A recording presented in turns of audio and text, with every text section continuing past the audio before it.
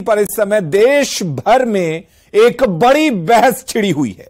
क्योंकि पूरा मसौदा अभी सामने नहीं आया है, इसलिए यूसीसी को लेकर जो बातें अफवाह के रूप में उड़ रही हैं, उसको लेकर मुस्लिम समाज में अभी भ्रम की स्थिति है। रांची में मुस्लिम समाज के बुद्धिजीवियों और सामाजिक कार्यकर्ताओं से न्यूज 18 ने खास बातचीत की। चर्चा के दौरान जो बातें सामने आई, उससे ऐसा लगा कि समान नागरिक संहिता को लेकर अफवाह ज्यादा और सच्चाई से रूबरू की बेहद कमी है। देश में समान नागरिक संहिता पर इस समय बहस छिड़ी हुई है। सभी लोग खुलकर अपने विचार रख रहे हैं। गोवा में समान नागरिक संहिता लागू है, उत्तराखंड में लाने की तैयारी है। हम इसमें बैठे हैं कुछ बुद्धिजीवियों के साथ, प्रबुद्ध लोगों के साथ, प्रोफेसर के साथ, सामाजिक कार्यकर्ता के साथ। रांची के कुछ लोग हमारे साथ हैं, उनसे बात करें कि केंद्र सरकार जो समान नागरिक संहिता पर उसको लाने पर विचार कर रही है। लॉ कमीशन एक लोगों से विचार भी ले रहा है कि आप लोग अपने अपने विचार रखिए। ये बहुत अच्छी चीज़ है कि लॉ कमीशन जो है विचार मश कर रहा है और विचार मश में जो बातें आनी चाहिए उस पर अमल होना चाहिए। और रही समान की, तो इसमें चूंकि हमारा देश जो है जमहूरी मुल्क है और यहाँ पे हर समुदाय, हर बिरादरी, हर ज़ात, हर मज़हब के लोग रहते हैं। और मसला ये है कि धर्म सबका एक नहीं है, धर्म अलग अलग है और हर आदमी जो है अपने धर्म का सम्मान करते हुए कोई भी फैसला जब होता है तो उसी को माना जाता है। जैसे हमारे यहाँ शादी और निकाह और तिलाक का मसला है, तो उसको कोर्ट के जरिए से नहीं बल्कि हमें जो कुरान का हुक्म होगा उस पर हम चलेंगे। जो अगर हम लोग हिंदुस्तान में रहते हैं तो फिर एक कानून से परहेज क्यों है?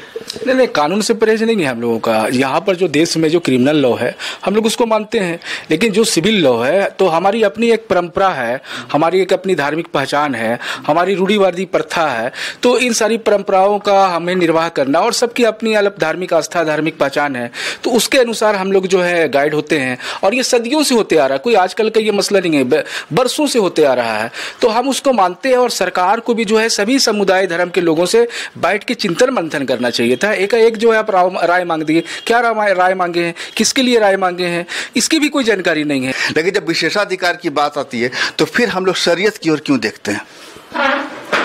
देखिए, आप शरीयत की बात कर रहे हैं, ऐसा हरगिज नहीं है। हमारे यहाँ शरीयत कहा जाता है, लेकिन यहाँ और भी समुदाय के लोग और भी धर्म के लोग रहते हैं। हमारे ईसाई हैं, आदिवासी हैं, विभिन्न संस्कृतियों, सभ्यताओं, धर्मों के मानने वाले हैं।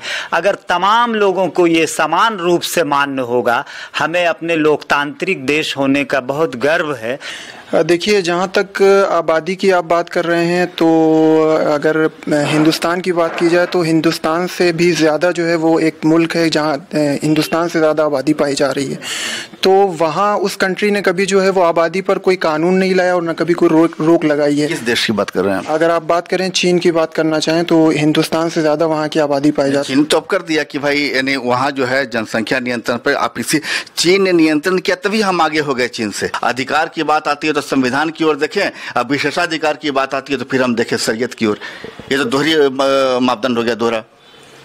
आप जो कह रहे हैं दोहरा मापदंड नहीं है। आपसे हम कहते हैं कि आप रामायण गीता को छोड़ के कुरान को मान लीजिए, कुरान के हुक्म को मान लीजिए। प्रस्ताव में अधिकार है सभी लोग अपना अपना मानने का, लेकिन कानून, जब कानून आप बनाएंगे तो कानून जब यकसा बना देंगे तो जो आदिवासी की परंपरा है वो टूट जाएगी। जी देखिए, जनसंख्या नियंत्रण कानून से हमें कोई आपत्ति नहीं है, लावे सरकार, क्या दिक्कत है। लेकिन समुदाय विशेष को, उसके आस्था को और उसकी परंपरा को ठेस पहुंचाकर अगर किसी भी प्रकार के कानून लाया जाता है या किसी भी प्रकार का संहिता का निर्माण किया जाता है तो ये गलत होगा। सरकार कह रही है कि समय के साथ सुधार की मांग जायज है, लेकिन लोग अपने अपने विचारों को रख रहे हैं।